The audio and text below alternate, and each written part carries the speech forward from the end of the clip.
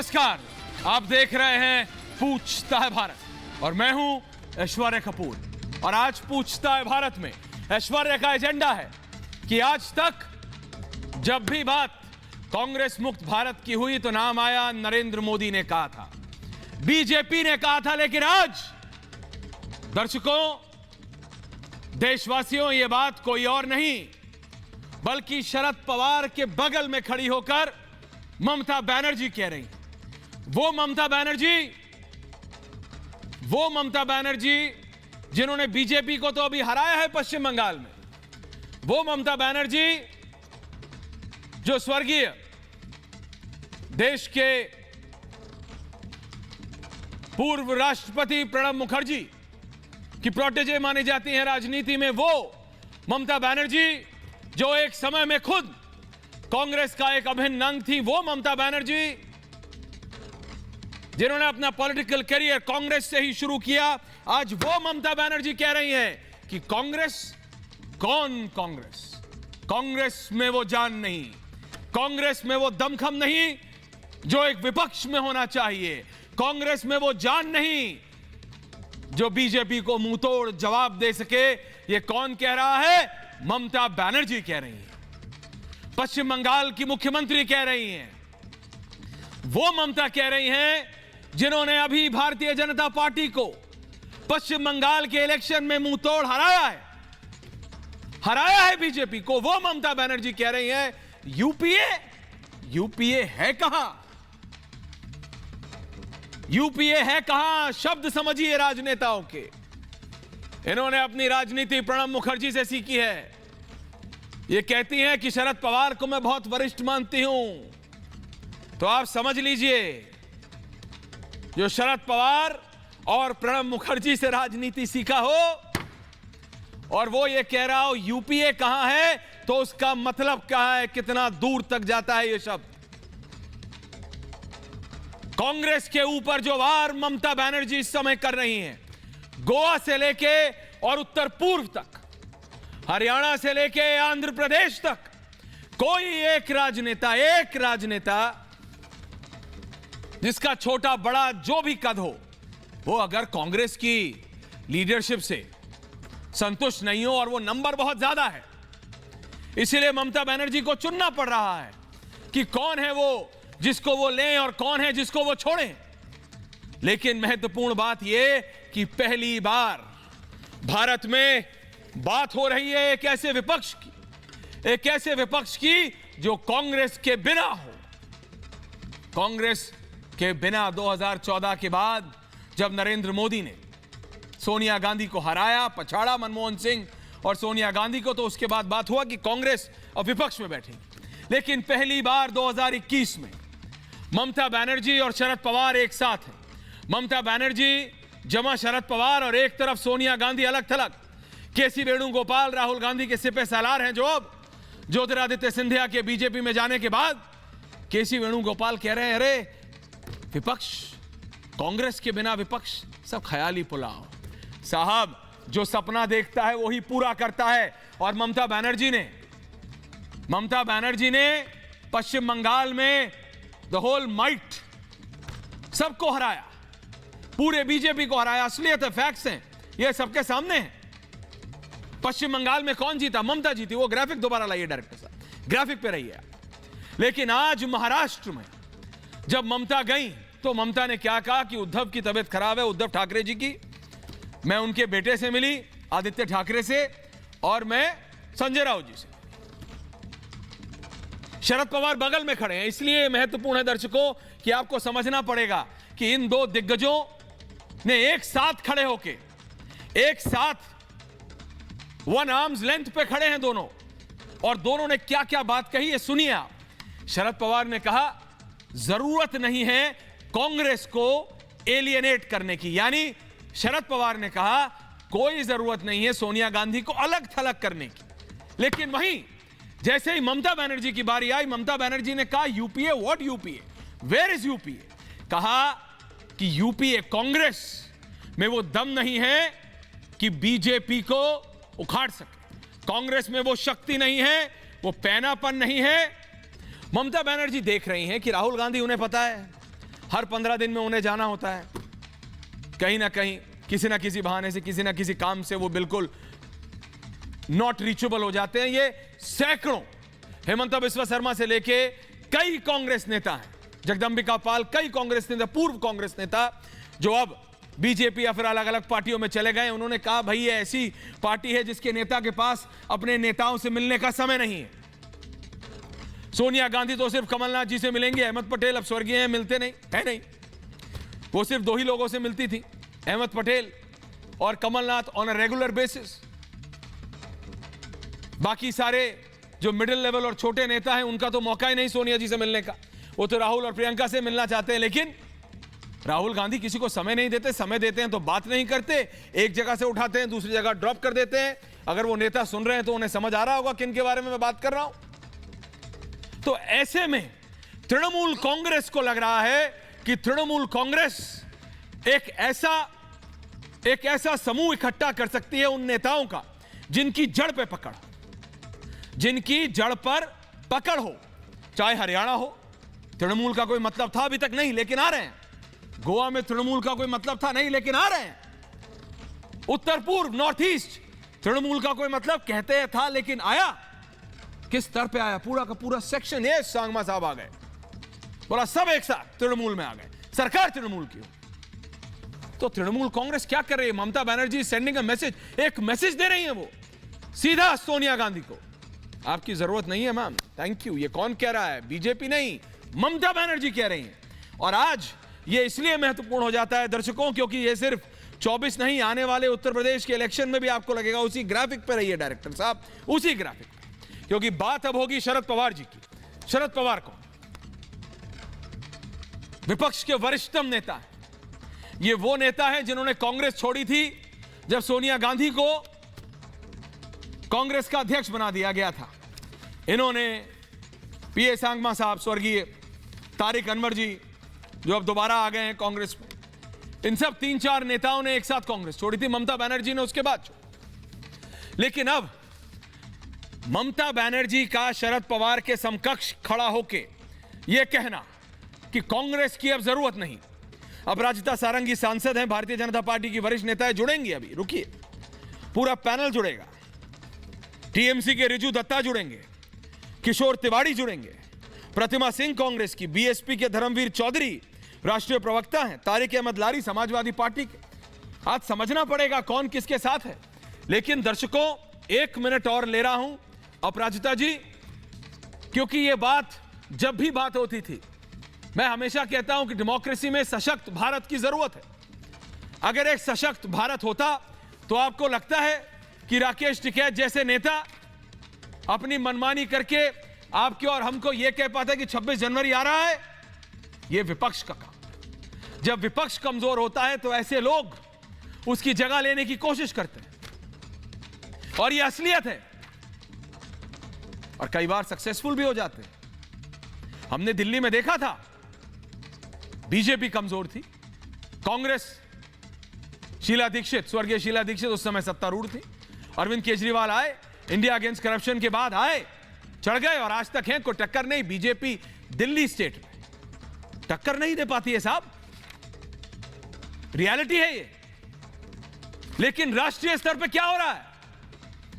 ममता बनर्जी कह रही है we don't need Congress, it's as clear as that. It's being, ये कहा जा रहा है शरद पवार के साथ में खड़े होकर, मैं इसलिए कह रहा हूं बार बार कि पवार साहब कांग्रेस के साथ गठबंधन में है महाराष्ट्र में, लेकिन उसके बावजूद ममता बनर्जी उनके समकक्ष खड़े होकर यह कह रही हैं। और पवार साहब जैसा पॉलिटिकल एक्यूमेन, जैसा पैनापन बहुत कम राजनेताओं में अब बचा है। तो ये ऐसा नहीं कि ममता उन्हें जैसे कहते हैं धप्पा सरप्राइज कर दिया हो, ऐसा नहीं होता है। इसीलिए मैं कह रहा हूं एक एक शब्द, ये 2 लोग जो आपके स्क्रीन पे हैं इस तरफ, ममता बनर्जी और शरद पवार, इनको हल्के में मत आइए, बिल्कुल नहीं। भारतीय जनता पार्टी जानती है, बंगाल के इलेक्शन के बाद तो बिल्कुल जानती है, लेकिन वो ये कहते हैं कि ममता जब बंगाल से बाहर आएंगी तो उनका पैनापन खत्म हो जाएगा। ये भारतीय जनता पार्टी का कहना है, ऑफिशियल भी और अनऑफिशियल भी, कि ममता और अखिलेश अगर मिल जाएं तो उत्तर प्रदेश में कोई फर्क नहीं करता। ये बीजेपी की थ्योरी है कि ममता और पवार साहब अगर महाराष्ट्र में मिल जाएं तो बीजेपी को कोई फर्क नहीं पड़ता, ममता और चौटाला अगर हरियाणा में मिल जाएं, ममता और ओमर अब्दुल्ला अगर जम्मू कश्मीर में मिल जाएं, अगर इलेक्शन होता है जम्मू कश्मीर में तो कोई फर्क नहीं पड़ता। यह बीजेपी की सोच है, लेकिन ममता इसको उल्टा करने में लगी हैं। ममता कह रही हैं मैं उन नेताओं को इन स्टेट से लूंगी, और वो कर रही हैं। हरियाणा में उन्होंने नहीं किया, राहुल गांधी के बहुत करीबी नेता को, नाम मेरे दिमाग से जहन से उतर रहा है, डायरेक्टर साहब जरा बताइएगा। हरियाणा के एक बड़े नेता जो राहुल गांधी के बिल्कुल राइट लेफ्ट रहते, उनको ममता बनर्जी ने ले लिया क्योंकि वो जानती है कि उनके जड़ में पकड़ है उसकी।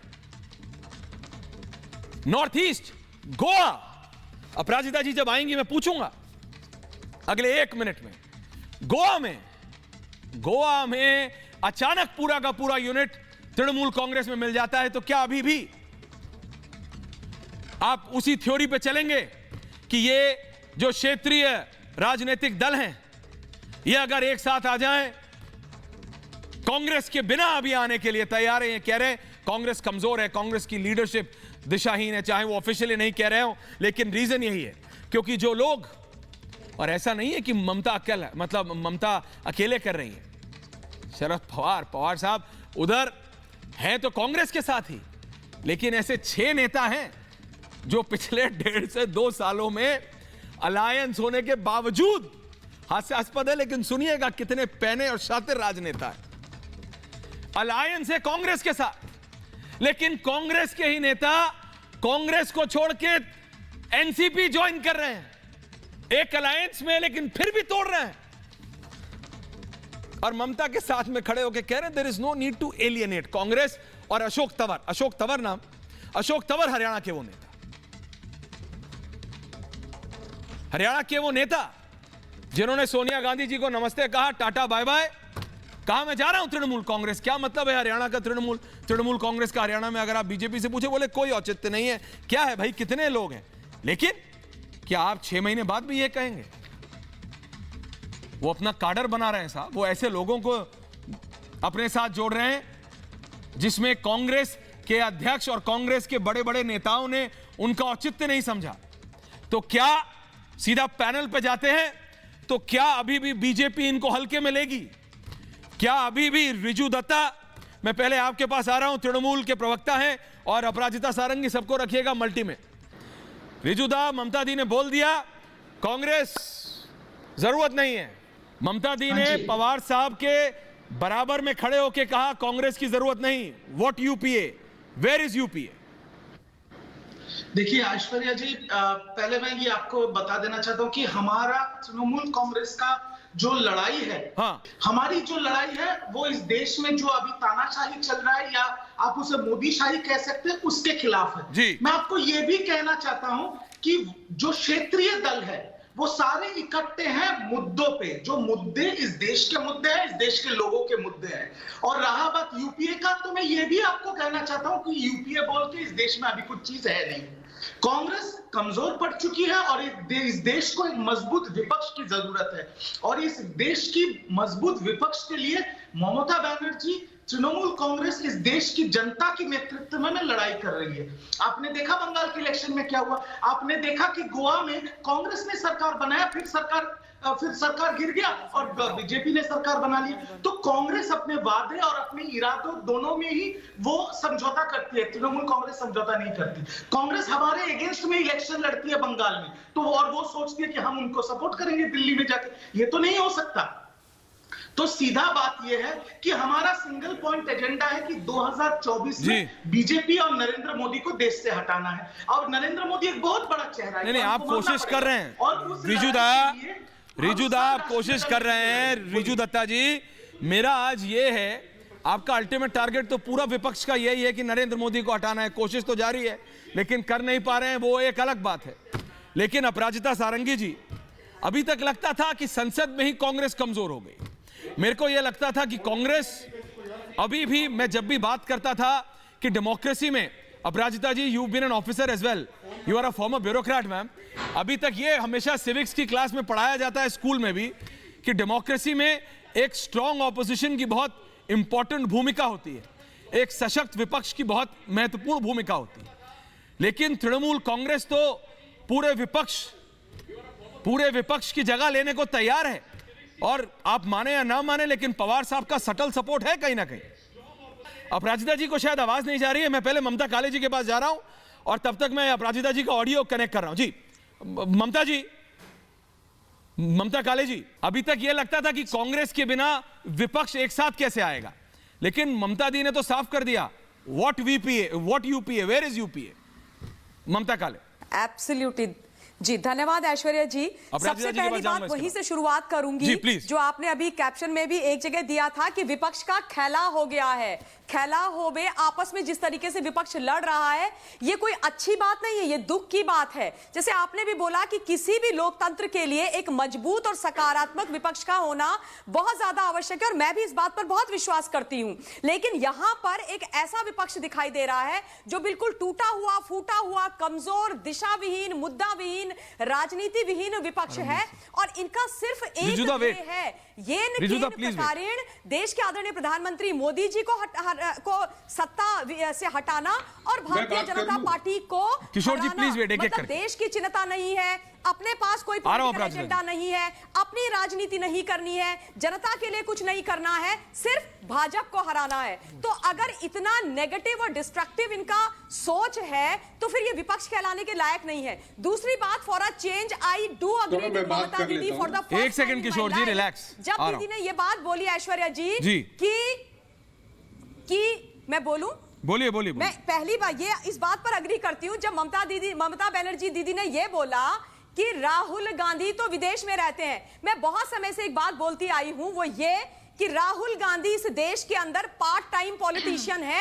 और भारतवर्ष के अंदर वो टूरिस्ट वीजा में रहते हैं। जब देखो तब विदेश में भगे पड़े रहते हैं। अपराजिता जी आ रहा हूं, अब आपका ऑडियो कनेक्टेड है। आपको राहुल गांधी यहां दिखाई नहीं देते, बीच में भी वो निकल गए थे, कभी नानी के घर पिज्जा पास्ता खाने चले जाते हैं, कभी वो यूके न जाने कहां घूमने चले जाते हैं, सरपट एकदम गायब हो जाते हैं जैसे गधे के सिर से सिंह। तो वाकई वो राजनीतिज्ञ कहलाने के लायक तो कदापि नहीं है। लेकिन इसका मतलब ये नहीं है कि मैं ममता बनर्जी दीदी और शरद पवार की जो राजनीतिक सोच है, जो पॉलिटिकल आइडियोलॉजी है, उससे अग्री करती हूं, बिल्कुल नहीं करती हूं। दीदी ने बोला कि वेस्ट बंगाल एक शांतिप्रिय राज्य है, मुझे यकीन नहीं होता जब दीदी इस तरीके की बात करती हैं, क्योंकि जिस तरीके की हिंसा हमने देखी थी इस बार चुनाव के बाद, रिजल्ट डिक्लेयर होने के तुरंत बाद, सेम डे वेस्ट बंगाल के अंदर, वो शर्मनाक थी, वो दुख की बात थी। दीदी ये भी भूल जाती है कई बार कि वो वहां पर सीएम के पद पर हैं, केवल टीएमसी की नेता नहीं है। रणवीर चौधरी जी आ रहा हूं। इतना खराब था तो अपराजिता सारंगी जी, अब आपके साथ ऑडियो कनेक्ट हो गया मैम। राज्य है, यद्यपि बीजेपी की सांसद भी है। ममता जी आ रहा हूं वापस आपके पास, आप स्क्रीन पे रहिए। अपराजिता जी, सवाल मैंने आपसे पूछा था, शायद ऑडियो डिस्कनेक्ट हो गया था। मैं ये कह रहा था मैम, आप तो एक फॉर्मर ऑफिसर भी हैं, आप तो एक फॉर्मर ब्यूरोक्रेट भी हैं। सिविक्स की किताब में पढ़ाया जाता है, स्कूल में भी, कि डेमोक्रेसी में एक ऑपोजिशन का एक इतना महत्वपूर्ण रोल होता है, सशक्त विपक्ष का बहुत महत्वपूर्ण रोल है। ममता बनर्जी ने आज ये जो इंडिकेट किया है, साफ कर दिया है कि सिर्फ वही लोग नहीं बोलते कि कांग्रेस दिशाहीन है जो कांग्रेस छोड़ के आ रहे होते हैं। ना ऑपोजिशन, विपक्ष की अन्य पार्टियों को भी अब समझ आने लगा है कि कहां है Congress, Congress is no more.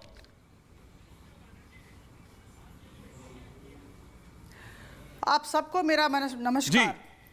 Bharatiya Janata party लोकतंत्र के आदर्शों और मूल्यों पर विश्वास रखती है और एक मजबूत लोकतंत्र की कामना करती है। मैं आप सबको बता दूं, और मुझे लगता है हम सबको ज्ञात है कि एक सशक्त लोकतंत्र का सबसे बड़ा लक्षण होता है एक सशक्त विपक्ष। जी। दुख की बात यह है कि अभी देश में सशक्त विपक्ष नहीं है। ममता बनर्जी जी एक यात्रा में निकली हैं जी, एक राज्य से दूसरे राज्य जा रही हैं, लोगों को बटोर रही हैं और उनकी एक ही मंशा है कि हम आदरणीय प्रधानमंत्री मोदी जी के समक्ष खड़े हो सके। मैं आप सबको याद दिला दूं, 2019 की जनवरी में कलकत्ता के ब्रिगेड परेड ग्राउंड में जी करीबन 18 राजनीतिक दलों को ममता बनर्जी जी ने बुलाया था, कवायद की थी और कस्में वादे खाए थे। लेकिन उसके बाद क्या हुआ आप सबको ज्ञात है। 303 भारतीय जनता पार्टी के सांसद आज लोकसभा को सुशोभित करते हैं जी। तो मैं ये कह दूं कि यह कवायद चलती रहती है, चलती रहेगी। आज शरद पवार के साथ वो खड़ी थी। पहली बात तो ये हुई कि यह कवायद 2024 तक चलती रहेगी।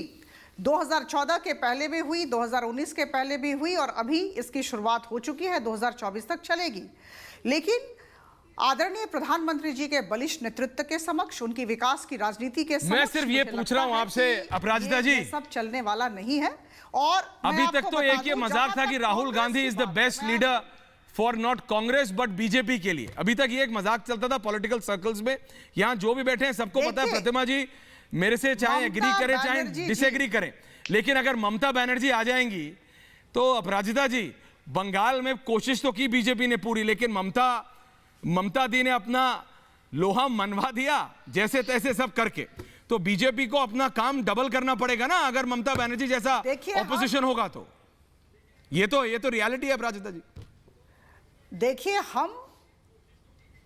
हम अपने काम को बहुत संजीदगी से लेते हैं जी, और कहीं भी इलेक्शन हो, कहीं भी चुनाव हो, उसके पहले जितना होमवर्क करना चाहिए हम बखूबी करते हैं, और इसीलिए लोगों का जन समर्थन, लोगों का समर्थन हमें मिलता है। ममता दीदी के साहस की हम सराहना करते हैं। और मैं आपको कह दूं कि जहां तक कांग्रेस का सवाल है और ममता दीदी का कांग्रेस के साथ रिश्ते का सवाल है, मैं कह दूं कि ममता दीदी ने कुछ काम दिए थे कांग्रेस को। उन्हें कहा गया था कोई एक गाइड बुक दे, एक कुछ एडवाइस करे, उपदेश दे, और हम सब कैसे आगामी दिनों में आगे बढ़े उस दिशा में उनका दिशा निर्देशन करें। लेकिन जैसा कि हमने पढ़ा और सुना, आज की बात है, कांग्रेस ने यह नहीं किया। और मैं आश्चर्यचकित नहीं हूं, मैं लोकसभा की सांसद हूं। करीबन सप्ताह में 5 दिन है, अगर मान लीजिए तो 3 दिन राहुल गांधी जी और सोनिया गांधी जी दिखती नहीं है, और वो जो 2 दिन आते हैं उसमें भी आधे घंटे 1 घंटे के लिए। मैं आपकी बात समझ रहा हूं, लेकिन लारी साहब और जितने किशोर तिवारी जी, प्रतिमा सिंह, एक एक करके आ रहा हूं, सब लोगों के पास एक एक करके। रिजुदा में आया, I will come back to you. एक सेकंड, धर्मवीर जी आ रहा हूं चौधरी साहब। उत्तर प्रदेश की बात है, बाद में कमलापति त्रिपाठी जी के परिवार की कर रहा था, वो भी सब तृणमूल में आ गए। आपके पास तो आऊंगा चौधरी साहब, 1 मिनट। लेकिन लारी साहब, विपक्ष में जो कई लीडर्स, आप माने ना माने, कांग्रेस के अंदर कांग्रेस के बाहर कहते थे एक वॉइड है भाई, एक चेहरा, एक फियर्सनेस। अगर आपको नरेंद्र मोदी बीजेपी को टक्कर देना है तो फियर्सनेस लानी पड़ेगी, प्रोफेशनलिज्म लाना पड़ेगा, ऐसे काम नहीं होगा। तो तृणमूल कांग्रेस वो जगह ले रही है, उसमें दिक्कत क्या है? लेती भी दिख रही है। लारी साहब देखिए आप ऐश्वर्य जी एक बात भूल रहे हैं जी, बताएं प्लीज, याद दिलाएं कि अखिलेश जी ने और तेजस्वी जी ने ये ऑलरेडी अनाउंस कर दिया था कि 2024 का इलेक्शन ममता दीदी के नेतृत्व में लड़ा जाएगा। आप भूल गए इस बात को। ये अनडिस्प्यूटेड है, बिहार, उत्तर प्रदेश और वेस्ट बंगाल में, कि ममता जी ही रिप्रेजेंट करेंगी इन 3 स्टेट्स को। उनके नेतृत्व में चुनाव लड़ा जाएगा, ये क्लियर हो चुका था पहले ही। ये आज भी क्लियर है, ये कल भी क्लियर रहेगा।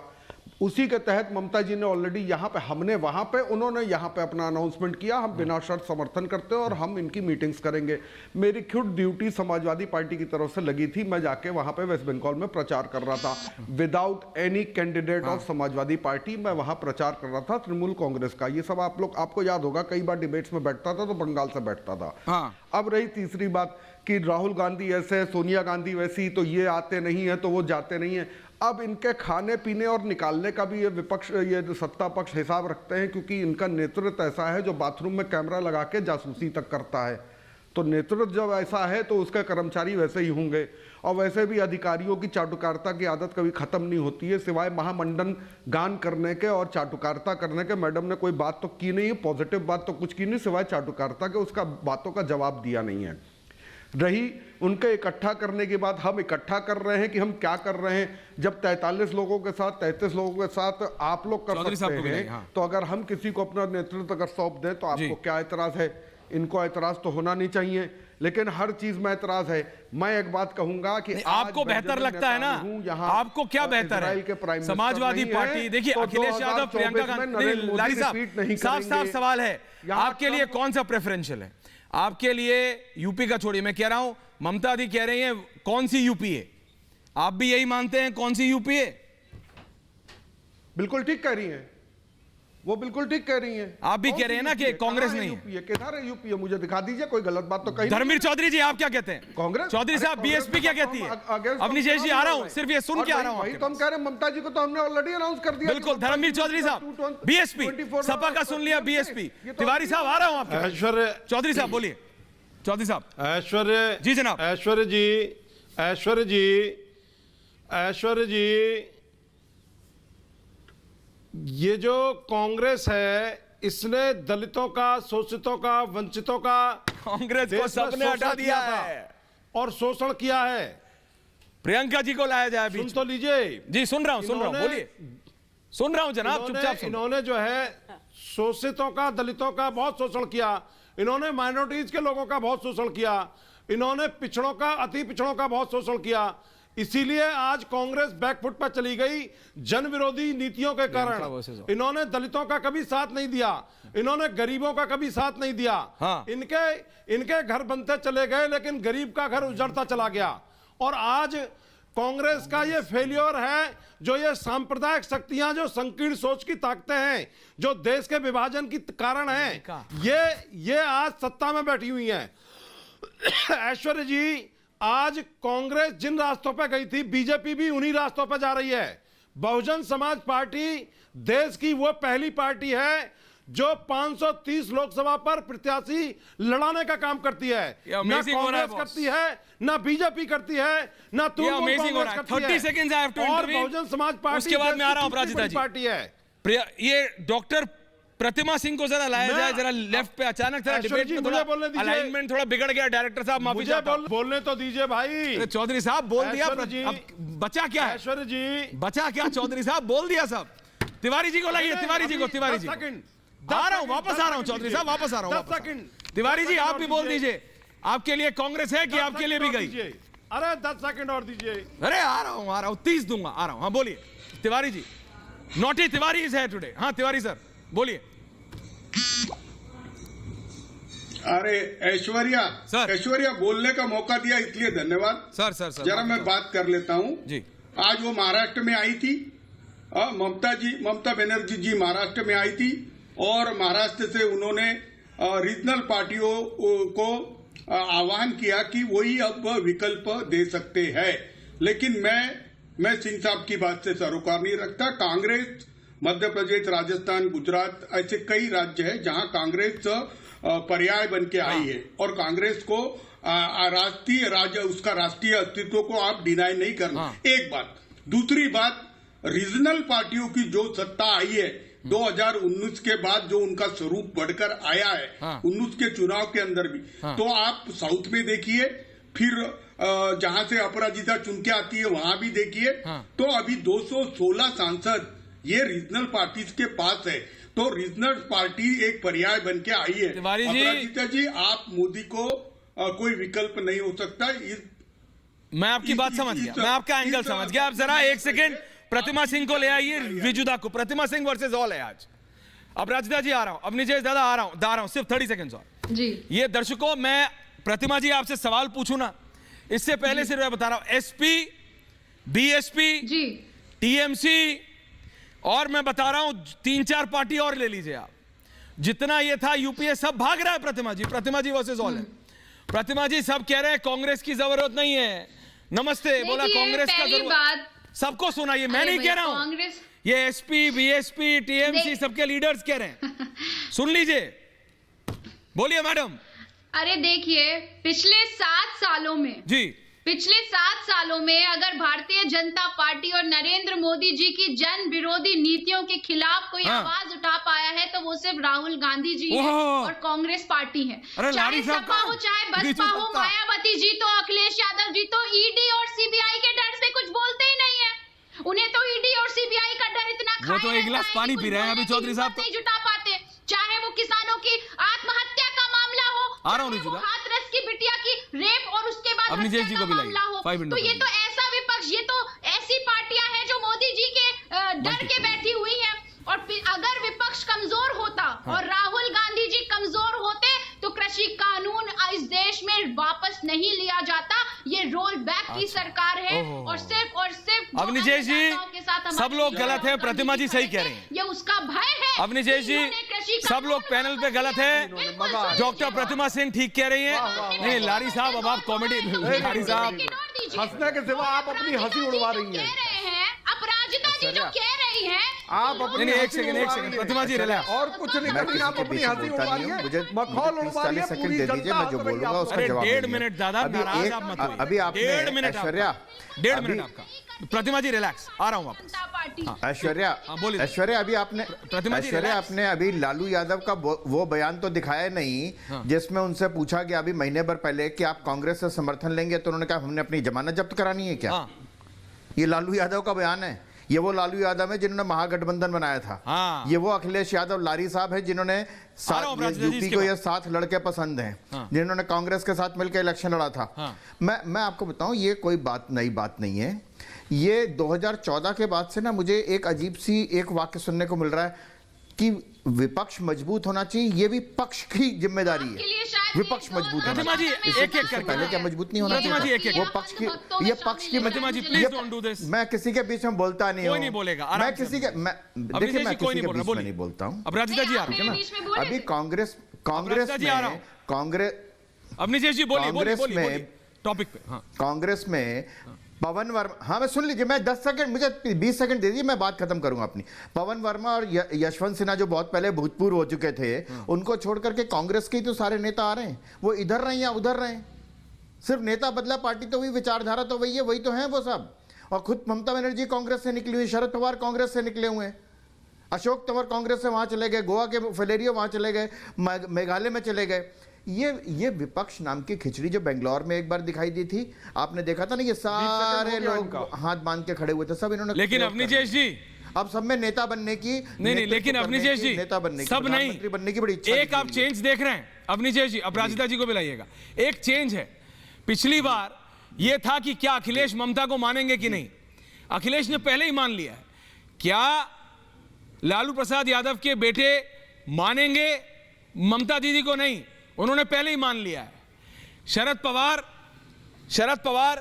बहुत बराबर, शरद पवार ममता दीदी के बगल में खड़े होकर पवार साहब कह रहे हैं जरूर, पवार साहब कह रहे हैं जरूर, एक सेकंड अभिषेक जी, पवार साहब कह रहे हैं कि कांग्रेस को एलियनेट मत करो, लेकिन he is allowing Mamata to say that. वो अपने मुंह से नहीं कह रहे हैं, लेकिन ममता दी के मुंह से आ रहा है। अपराजिता जी और फिर आपके पास आ रहा हूं। अपराजिता जाने का समय आ गया। तिवारी जी एक एक करके। ये एक दूसरे के मुंह से कहलवा रहे हैं ये, लेकिन ममता एक नेता के तौर पे आ रही हैं। अपराजिता जी, शरद पवार सबसे वरिष्ठ हैं, ममता बनर्जी कह रही हैं वरिष्ठ, शरद पवार सबसे वरिष्ठ। कांग्रेस मुक्त अभियान, नेतृत्व उनको संभालना चाहिए। मुझे बोलने दे। बोलिए। कांग्रेस मुक्त भारत का अभियान जो चल रहा है, उसमें कांग्रेस के सहयोगी दलों ने इसकी शुरुआत की, इस मुहिम की शुरुआत की। इससे अच्छी बात क्या हो सकती है? हम तो कांग्रेस मुक्त भारत चाहते हैं, और यहाँ ममता बनर्जी जी हैं जो कांग्रेस के खिलाफ बोल रही हैं। ये दोनों सहयोगी दल रहे हैं। लेकिन मैं आपको बता दूं, ये कोई नई बात नहीं। चौधरी साहब रिलैक्स, एक एक करके कहा, ये कोई नई बात नहीं है। 5 राज्यों में जो चुनाव होंगे, यार ये चौधरी साहब वन वे कम्युनिकेशन नहीं बंद होता है कि कांग्रेस को अपना चौधरी साहब प्लीज साल का आप इतिहास मत को बर्बाद करने जैसा है। और चौधरी साहब रिलैक्स, ये शांत हो जाए तो मैं बोलूं। चौधरी साहब मुझे पता है आप बीएसपी उस पार्टी के हैं, आपको लग रहा है वेस्टर्न यूपी पूरा आपका है, लेकिन रिलैक्स तो करो। चौधरी साहब दूसरों को तो बोलने दोगे? ये वन वे कम्युनिकेशन में पीएचडी कर लिया आपने। नहीं कर सकती, मुझे चुप नहीं कर सकती। कौन? मैं अपना कार्य पूरा करूंगा। अरे करिए, लेकिन अपनी बारी में तो करो, दूसरे की बारी में क्यों? बैठा लिया इनको आपने। अरे चौधरी एक सेकंड लारी साहब रिलैक्स, लारी जी रिलैक्स। जो बीजेपी, चौधरी साहब रिलैक्स, चौधरी साहब डाउन। अपराजिता जी आप अपनी बात पूरी कीजिए, उसके बाद मैं सबके पास एक एक करके जाऊं। सबके पास एक एक करके जा रहा हूं। बोलिए, जरूरत नहीं है। बोलिए अपराजिता जी, मैं बोल रही हूं। मैं पुनरावृत्ति करूंगी, इन्होंने बोलने नहीं दिया। देखिए, कांग्रेस मुक्त भारत का अभियान अगर कांग्रेस के सहयोगी दल ने इसकी शुरुआत की तो इससे अच्छी बात क्या हो सकती है। लेकिन मैं कह दूं कि ममता बनर्जी जी ने जो आज कहा यह कोई नई बात नहीं है। कुछ दिन पहले अभिषेक बनर्जी जी ने भी कहा था कि कांग्रेस को अपना मत देना मत बर्बाद करने जैसा है, पहली बात। दूसरी बात, अभी कांग्रेस और आरजेडी के जो मधुर संबंध है बिहार में, उसके विषय में भी चर्चा हुई और कांग्रेस और आरजेडी के बीच जो दरार है प्लीज इसकी वजह से ये गठबंधन बिल्कुल टूट चुका है। और जहां तक देखिए तीसरे मोर्चे की बात है, मुझे सिर्फ ये बता दे कि नेता कौन है और नेतृत्व कैसा होगा। नेता कौन है, नेतृत्व कैसा होगा? रिजू दत्ता प्रवक्ता टीएमसी रिजू दादा को बता चुके हैं उसका। रिजू दादा मेरे को थोड़ा सा वक्त दे दे। बोलिए दादा 45 सेकंड। मैं पहले अपराजिता जी ने बोला कि नेता कौन है और विपक्ष कौन है, तो मैं बता दूं नेता है इस देश की जनता। और ममता जी को मैं इतना कहना चाहता हूं, जो ममता जी ने बोला विपक्ष कमजोर है, तो विपक्ष बहुत मजबूत है।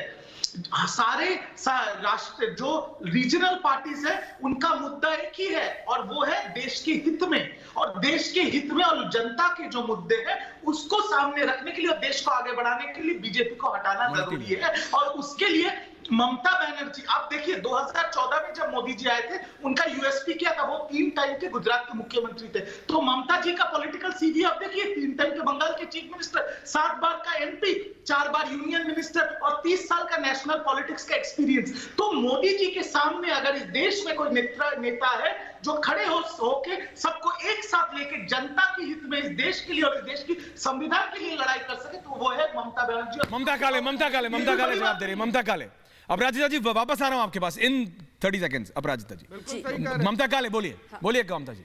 या मेरा डायरेक्ट जवाब अभी रिजू दत्ता जी को है, क्योंकि उन्होंने मेरी एक कोई बात बीच में लेके आए थे। पहली बात मैं आपको ये बोलना चाहती हूं कि ममता बनर्जी ने, दीदी ने इतने चुनाव जीते, ये किया वो किया, उससे मुझे कोई मतलब मना नहीं हम कर रहे हैं। दीदी कांग्रेस की ही उपज है। दीदी जो है कांग्रेस के स्टूडेंट यूनियन से निकल करके आई हैं, ये एक बात है। तो सारा जो उनके अंदर सिस्टम है, जो उनकी पॉलिटिकल सोच है, आइडियोलॉजी है, वो कांग्रेस की है।